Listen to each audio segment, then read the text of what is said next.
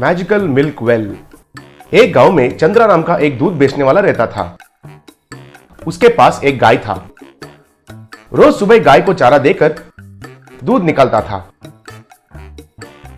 और एक कैन में डालकर साइकिल में ले जाता था और गांव गांव घूमकर दूध ले लो भाई, दूध ले लो कहकर बेचता था। एक दिन चंद्रा एक घर में दूध दे रहा था। तभी उस घर से हरिता नाम की एक सुंदर सी लड़की दूध लेने के लिए बाहर आई। तब चंद्रा, अरे वाह कितनी सुंदर है लड़की, शादी करना है तो यही लड़की से शादी करना चाहिए कहकर मन में सोचने लगा।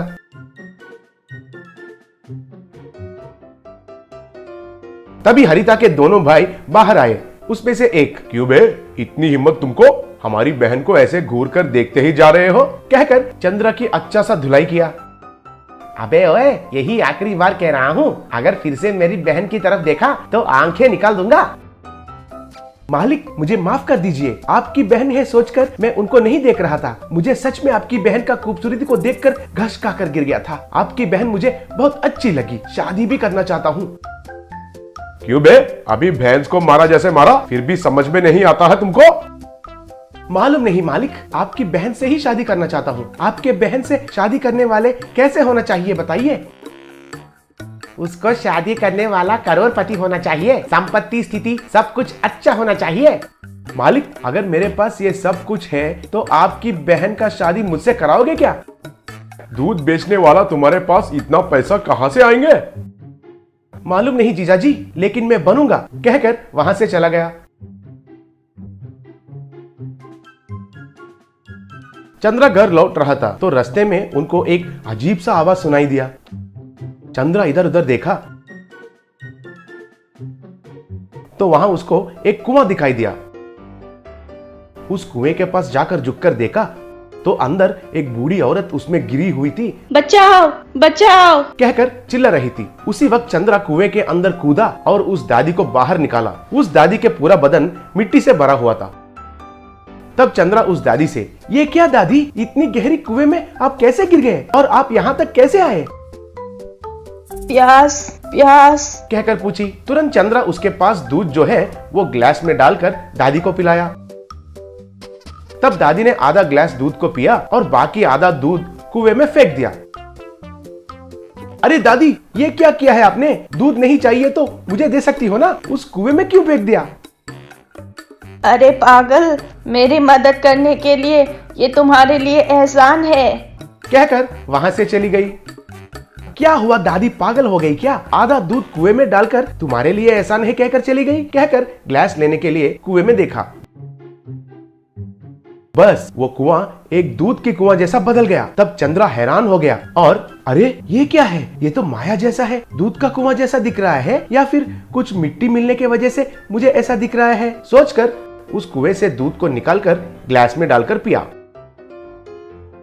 अरे वाह, ये दूध तो कितना स्वादिष्ट है, अब तो पीछे मुड़कर देखने की जरूरी भी नहीं होगी और इस माया दूध वाली की कुआं की मदद से मैं बहुत धनी बन जाऊंगा। सोचकर उस रात को 2 मिल्क टैंकर को लाकर एक पाइप को कनेक्ट करके कुएं में जितना भी दूध था वो सब टैंकर में भरकर बेचना शुरू करने लगा।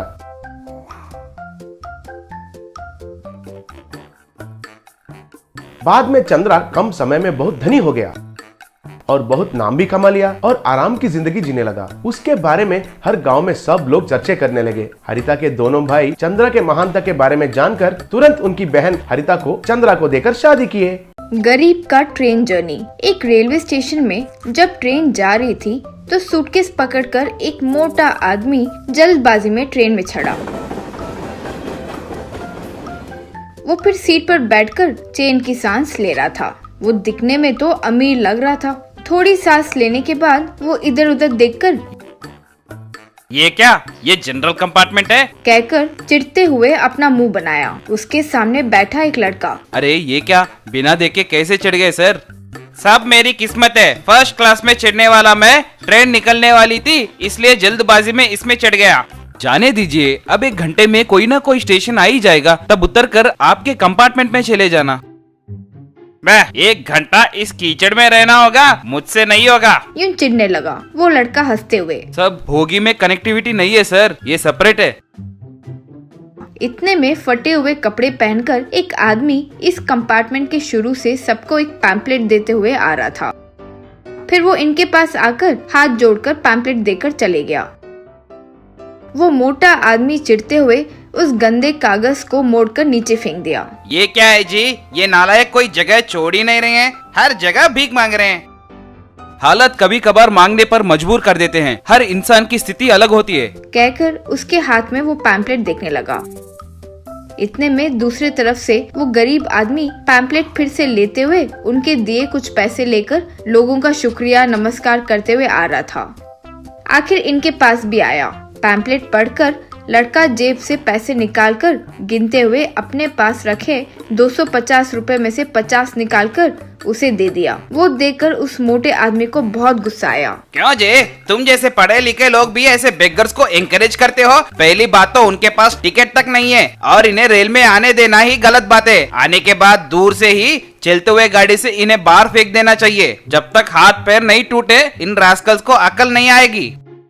वो फटे कपड़ों वाला इंसान सर झुकाकर खड़ा था। वो लड़का गुस्से में, इसके दिए पैम्पलेट को बिना पढ़े ही आपने फेंक दिया। वो मिस्त्री का काम करके जीवन गुजारता था, लेकिन लॉकडाउन की वजह से कोई भी काम न मिलने के कारण शहर के पास अपने गांव तक कुछ 100 किलोमीटर अपनी बीवी के साथ चलकर पहुंचा। उसकी वजह से इनकी बीवी की रीढ़ की हड्डी कमजोर पड़ गई और जब हॉस्पिटल में दिखाए वे बोले कि ऑपरेशन तो करेंगे लेकिन दवाई इन्हें ही लेनी होगी। वो दवाई के लिए ही 10,000 लगने वाले हैं। हमारा क्या है, हम साल भर आराम से घर पर बैठकर अपने सेहत बचा सकते हैं। बेचारे इन जैसे लोगों के दुख को हम एक दिन भी सहन सकते हैं क्या? हम कुछ न कुछ देकर इनकी मदद करनी चाहिए, ना कि ऐसे बातें करनी चाहिए। तो वो मोटा आदमी गुस्से से, क्यों देना चाहिए जी? जब हमें जरूरत हो तो वे लोग हमें देकर हमें बचाएंगे क्या?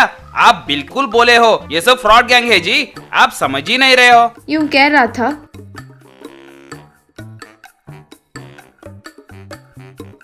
कि तभी वहाँ टीसी आया। Ticket please.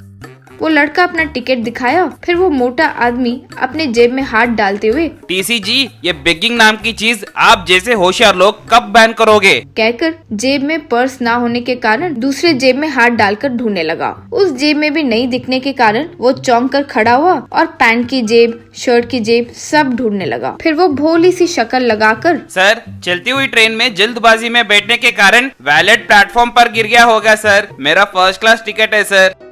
ठीक है, कौन से गांव जाना है आपको? पटना सर। ठीक है, फिर 750 रुपए दीजिए। यूं कहकर टिकट लिखकर देने लगा।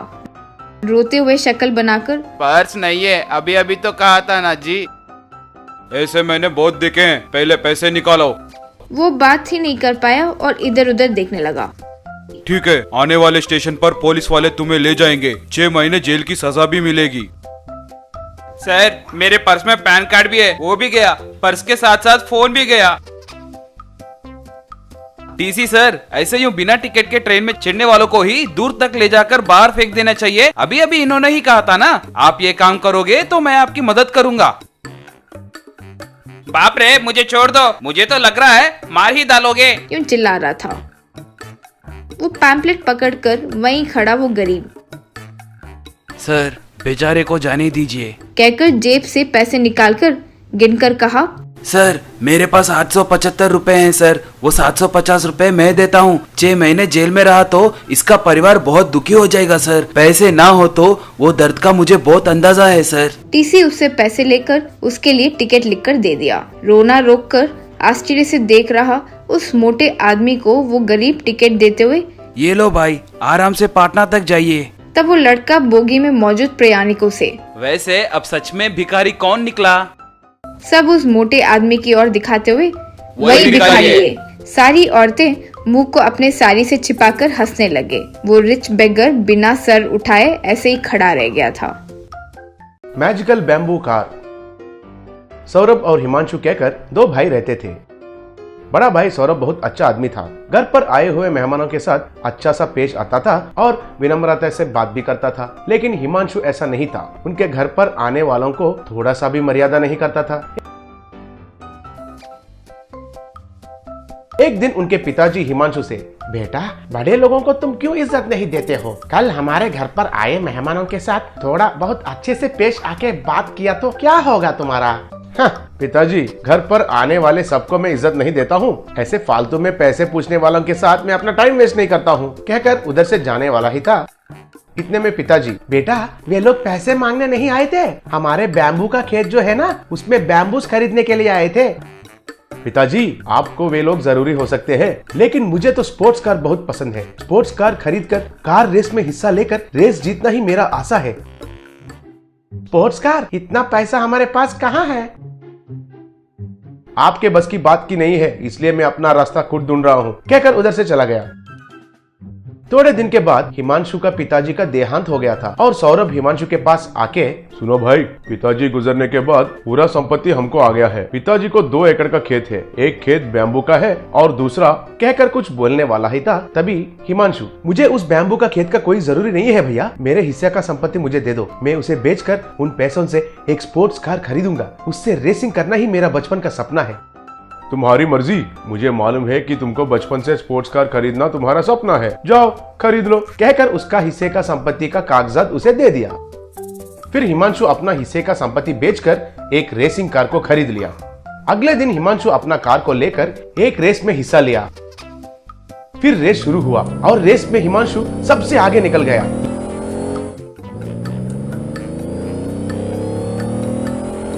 लेकिन अचानक हिमांशु का कार संतुलन खो बैठा और वो हवा में उड़कर यूं चक्कर मारकर नीचे गिर गया और टुकड़ा टुकड़ा हो गया। दूसरी तरफ सौरभ उसका बैम्बू का खेत में अच्छा सा बैम्बू को उगाकर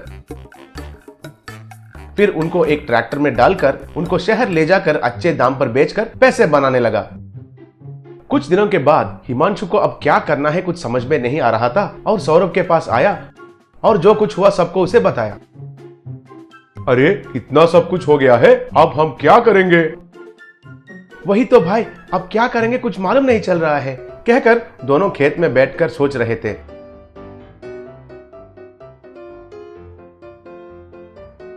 सुनो, तुमको हमेशा से स्पोर्ट्स कार बहुत पसंद है, मेरा बैम्बू का खेत बेच देता हूँ, उससे जो पैसे आएगा तुम स्पोर्ट्स कार फिर से खरीद कर रेस में भाग लो, देखना इस बार तुम जरूर जीतोगे।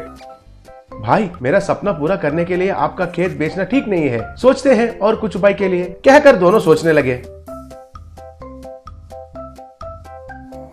इतने में एक मुनीश्वर उधर आया। मुनीश्वर को देखकर दोनों नमस्कार किया। बच्चे, भाई होना है तो तुम लोगों जैसे होना चाहिए, तुम तो एक दूसरे के भलाई के लिए सोच रहे हो, मुझे बहुत अच्छा लगा, बोलिए आपका क्या समस्या है? तब हिमांशु ने जो कुछ हुआ उसे समझाया।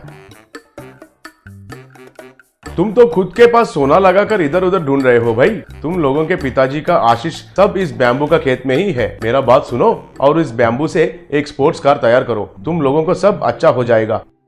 बैम्बू से स्पोर्ट्स कार? लेकिन ये तो मुमकिन होगा कि नहीं स्वामी जी? मेरा मंत्र शक्तियों से वो संभव होगा बेटा, कहकर उसका हाथ ऐसा घुमाकर हाथ को उफ किया, बस तभी कुछ पावर उस बैम्बू का खेत में चला गया। तब हिमांशु और सौरभ बैम्बू से एक स्पोर्ट्स कार को तैयार किए और हिमांशु उनका पहला टूटा फूटा हुआ स्पोर्ट्स कार को लाकर उसका इंजन को निकालकर बैम्बू कार को लगाया। अगले दिन कार रेस में हिमांशु अपना बैम्बू कार के साथ हिस्सा लिया। सब लोग उस बैम्बू स्पोर्ट्स कार को देखकर चौंक गए। फिर रेस स्टार्ट हो गया। बैम्बू स्पोर्ट्स कार चल रहा था। हिमांशु बहुत तेजी से चलाकर सबसे आगे निकलकर